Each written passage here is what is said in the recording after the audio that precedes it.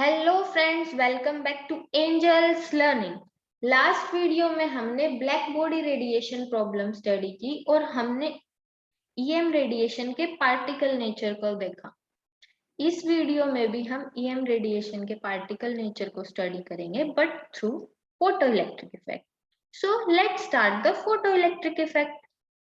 1887 में हर्ट्ज ने photoelectric effect को स्टडी किया, डिस्कवर किया। उन्होंने ऑब्जर्व किया कि जैसे ही किसी मेटल सरफेस को लाइट से इरेडिएट करवाएंगे तो मेटल सरफेस के जो इलेक्ट्रॉन होंगे वो इजेक्ट हो जाएंगे।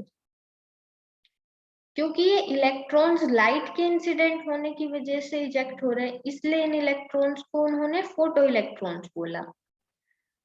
उन्होंने कुछ एक्सपेरिमेंटल कंक्लूजन्स फाइंड आउट किए, जैसे कि जब इस इंसिडेंट रेडिएशन की फ्रीक्वेंसी मेटल की थ्रेशोल्ड फ्रीक्वेंसी से कम होगी, तब मेटल सरफेस से कोई भी इलेक्ट्रॉन इजेक्ट नहीं होगा। No electron will eject.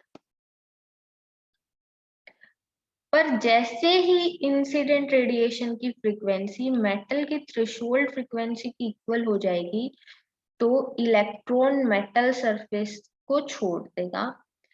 और ये फ्रीक्वेंसी जब ज्यादा हो जाएगी थ्रेशोल्ड फ्रीक्वेंसी से, तो इलेक्ट्रॉन को कुछ काइनेटिक एनर्जी भी मिल जाएगी। तो इन दोनों केसेस में ही इलेक्ट्रॉन इजेक्ट होंगे। पर इस केस में जो इलेक्ट्रॉन इजेक्ट होंगे उनके पास कोई काइनेटिक एनर्जी नहीं होगी। जो इस केस से इलेक्ट्रॉन इजेक्ट होंगे उन इलेक्ट्रॉन्स की कुछ काइनेटिक एनर्जी होगी। उन्होंने देखा कि जैसे ही इंसिडेंट रेडिएशन की फ्रीक्वेंसी ज्यादा है थ्रेशोल्ड फ्रीक्वेंसी से, तो इलेक्ट्रॉन एमिट आउट होने स्टार्ट होगी। पर कितने number of electron emit out होंगे ये फ्रीक्वेंसी पे डिपेंड नहीं करता, ये डिपेंड करता है इंसिडेंट रेडिएशन की इंटेंसिटी पे। जितनी ज्यादा इंटेंसिटी होगी इंसिडेंट रेडिएशन की, उतने ही ज्यादा नंबर ऑफ इलेक्ट्रॉन्स इजेक्ट होंगे। ओके, जैसे कि अगर एक फोटोन इंसिडेंट हुआ है तो एक ही इलेक्ट्रॉन इजेक्ट होगा। अगर दो फोटोन इंसिडेंट हो रहे हैं तो दो इलेक्ट्रॉन एमिट होंगे। मतलब कि जितनी ज्यादा इंटेंसिटी उतने ज्यादा number of electrons. So at any frequency above the threshold frequency, number of electron ejected increases with intensity of light, but does not depend on the light frequency. Okay. और ejected electron की जो kinetic energy होगी, suppose we are plotting a graph between kinetic energy of electron and frequency. तो जब तक ये frequency threshold frequency से कम है तो इलेक्ट्रॉन एमिट आउट नहीं हो रहे। तो इलेक्ट्रॉन एमिट आउट नहीं होंगे तो कोई काइनेटिक एनर्जी भी नहीं होगी। जैसे ही थ्रेशोल्ड फ्रीक्वेंसी से ज्यादा हुई फ्रीक्वेंसी, तो इलेक्ट्रॉन के पास काइनेटिक एनर्जी आई, और वो काइनेटिक एनर्जी जैसे जैसे फ्रीक्वेंसी इंक्रीज हो रही है वो काइनेटिक एनर्जी भी इलेक्ट्रॉन की इंक्रीज होगी। Okay, so we can conclude that number of electron ejected depends on intensity, while the kinetic energy of ejected electrons depends only on the frequency of incident light. जो ये experimental results थे ये classical concept के basis पे explain नहीं हुए, क्योंकि classical physics के अकॉर्डिंग मेटल के इलेक्ट्रॉन्स कॉन्टिन्यूसली एनर्जी एब्सॉर्ब करते रहेंगे जब तक कि उन्हें सफिशिएंट एनर्जी ना मिल जाए, और सफिशिएंट एनर्जी मिलते ही वो मेटल से इजेक्ट हो जाएंगे।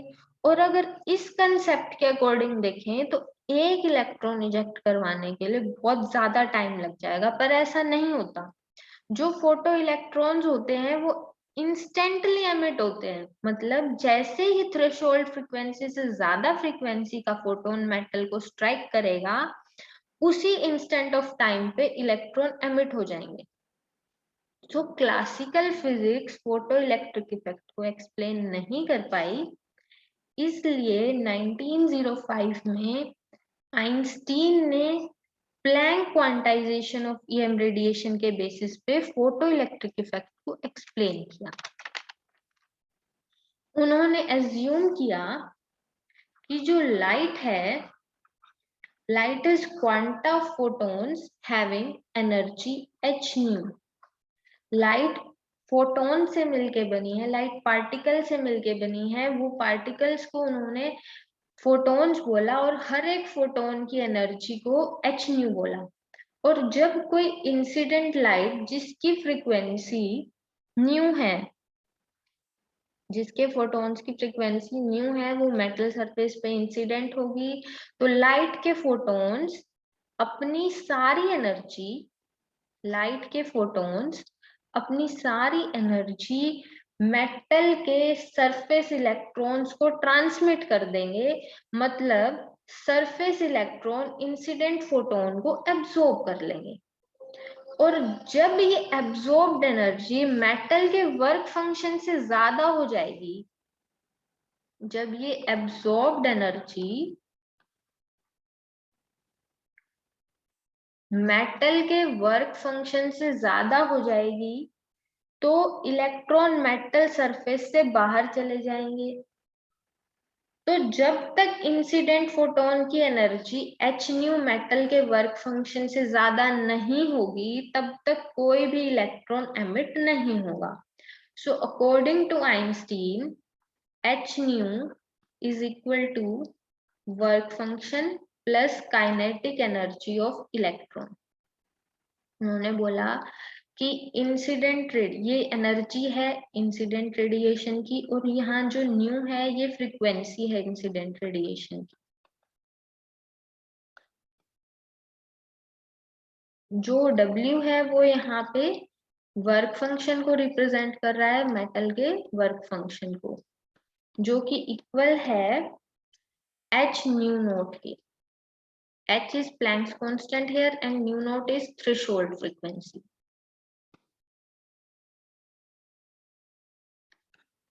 ओके तो और यहाँ जो Ke है ये काइनेटिक एनर्जी है इलेक्ट्रॉन।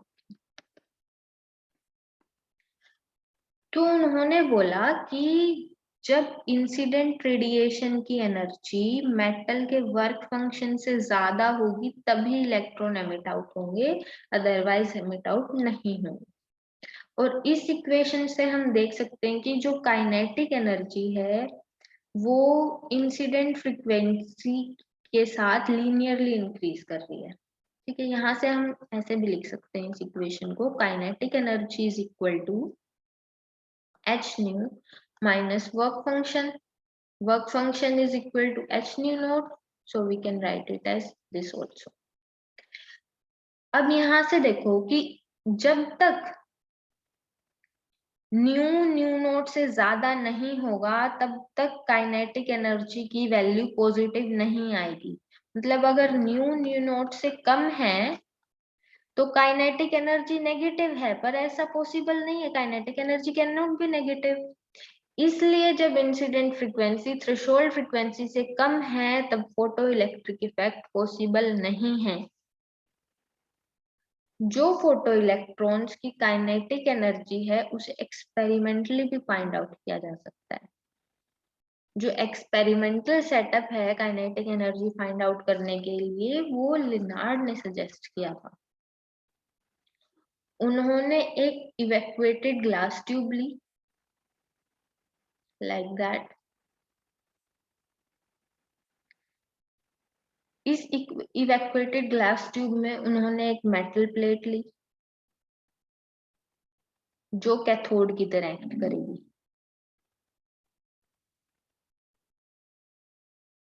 और एक एनोड ली।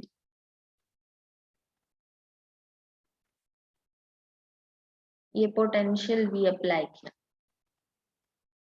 अब यहां से जब हम इस कैथोड पे लाइट फॉल करवाएंगे, लाइट इंसिडेंट करवाई हमने कैथोड पे, जब इस इंसिडेंट रेडिएशन की फ्रीक्वेंसी मेटल के वर्क फंक्शन से ज्यादा होगी तो फोटो इलेक्ट्रॉन्स एमिट आउट होंगे।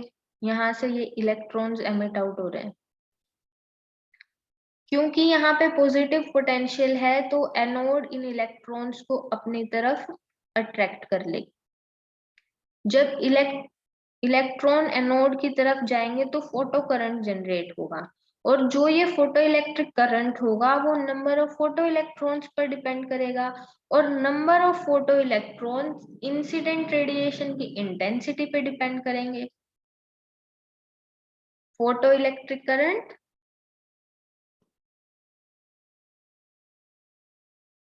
depends on photoelectrons, number of photoelectrons, and number of photoelectrons depends on intensity of incident radiation. पर ये जो फोटो इलेक्ट्रॉन्स की स्पीड है वो फ्रीक्वेंसी पे डिपेंड करेगी। ये नंबर ऑफ फोटो इलेक्ट्रॉन्स हैं, ओके। जो इनकी स्पीड है, काइनेटिक एनर्जी है, सॉरी, वो फ्रीक्वेंसी पे डिपेंड करेगी, हमने अभी देखा था। तो काइनेटिक एनर्जी मेजर करने के लिए एनोड और कैथोड की इन्होंने पोलैरिटी रिवर्स कर दी। यहाँ पे पॉजिटिव पोटेंशियल था, यहाँ इन्होंने नेगेटिव लगा दिया और यहाँ इसे पॉजिटिव कर दिया। इस तरह से पोलैरिटी चेंज कर दी। इससे क्या हुआ कि सिर्फ वही इलेक्ट्रॉन्स नेगेटिव प्लेट पे जा पाएंगे जिनकी काइनेटिक एनर्जी ईवी से ज्यादा होगी, और सिर्फ वही इलेक्ट्रॉन फोटो करंट को कंट्रीब्यूट करेंगे। इस पोटेंशियल को तब तक हम चेंज करते रहेंगे, इस पोटेंशियल की वैल्यू जब तक चेंज करते रहेंगे जब तक हमें फोटो करंट जीरो ना मिल जाए। मतलब अगर हम ग्राफ प्लॉट करें between potential and intensity, sorry, photo current,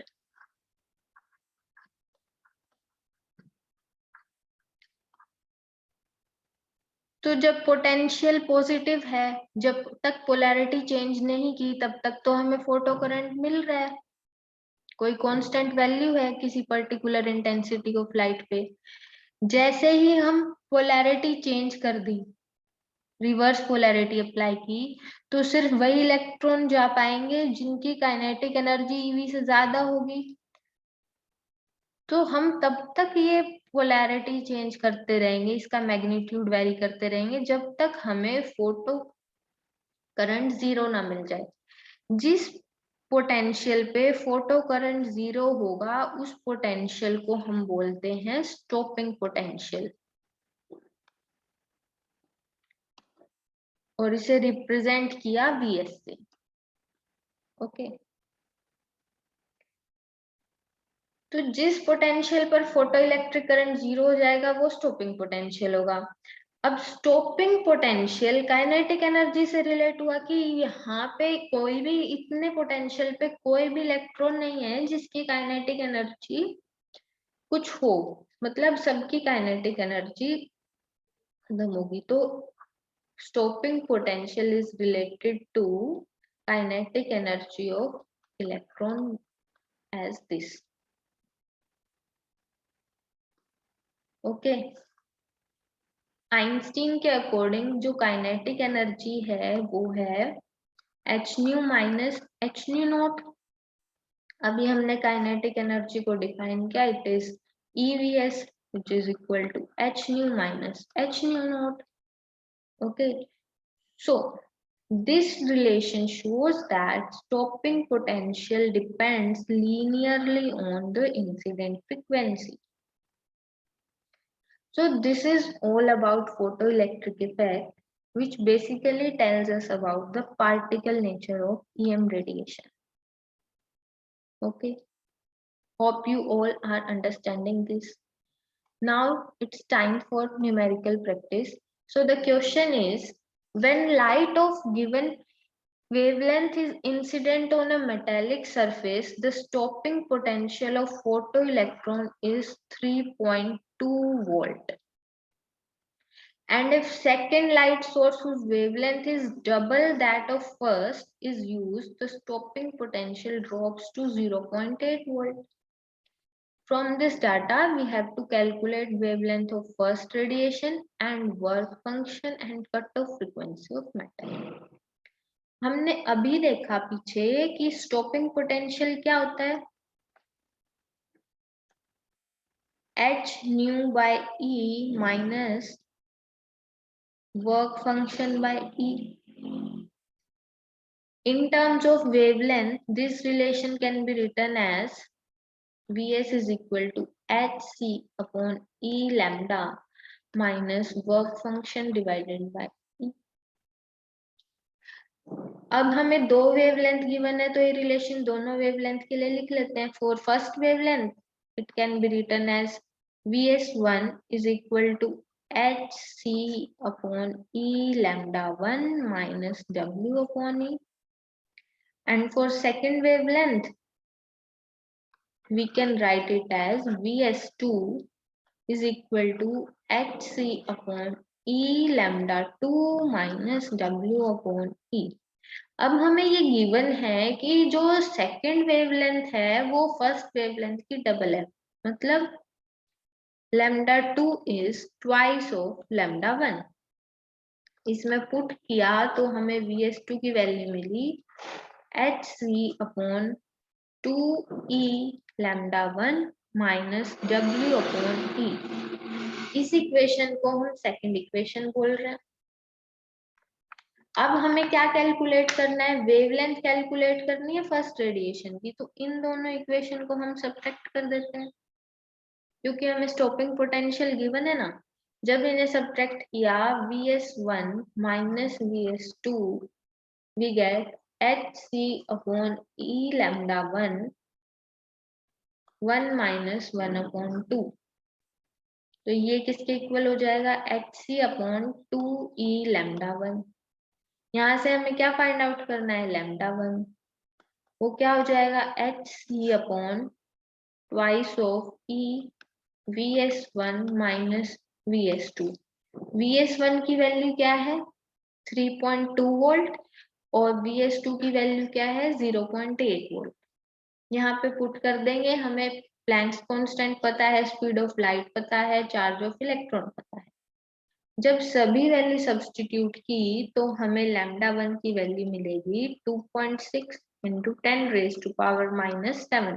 Okay. Now coming to the second part. इसमें हमें क्या कैलकुलेट करना है, वर्क फंक्शन और cut off frequency of metal. अब वर्क फंक्शन इस रिलेशन से कैलकुलेट करेंगे. हमें लैम्डा 1 पता है, हमें Vs1 भी पता है. हम इसमें भी पुट कर सकते हैं और कैलकुलेशन इजी करने के लिए हम इस इक्वेशन को 2 से मल्टीप्लाई करके फिर सब्ट्रैक्ट भी कर सकते हैं. तो जब हम इसे ऐसा करेंगे तो वर्क फंक्शन की वैल्यू हमें मिलेगी 1.6 इलेक्ट्रॉन वोल्ट. अब ये इलेक्ट्रॉन वोल्ट में मिला, हमें वर्क फंक्शन जूल में चाहिए होता है. तो हमें इसे जूल में कन्वर्ट करने के लिए 1.6 into 10 raised to power minus 19 से मल्टीप्लाई करना पड़ेगा. So we get work function is equal to 2.56 into 10 raised to power minus 19 joule. अब हमें कट ऑफ फ्रीक्वेंसी कैलकुलेट करने. कट ऑफ फ्रीक्वेंसी क्या होती है, बस थ्रेशोल्ड फ्रीक्वेंसी को ही बोल रहे हैं ये कट ऑफ फ्रीक्वेंसी. हमने देखा था वर्क फंक्शन क्या होता है h न्यू नोट. यहाँ से कैलकुलेट कर लेंगे न्यू नोट की वैल्यू W अपॉन h. जब इसे पुट की यहाँ पे वैल्यूज तो हमें कट ऑफ फ्रीक्वेंसी की वैल्यू मिलेगी 3.9 into 10 raised to power 14 hertz. So this is all about the photoelectric effect. And thank you for watching the video. Please subscribe the channel.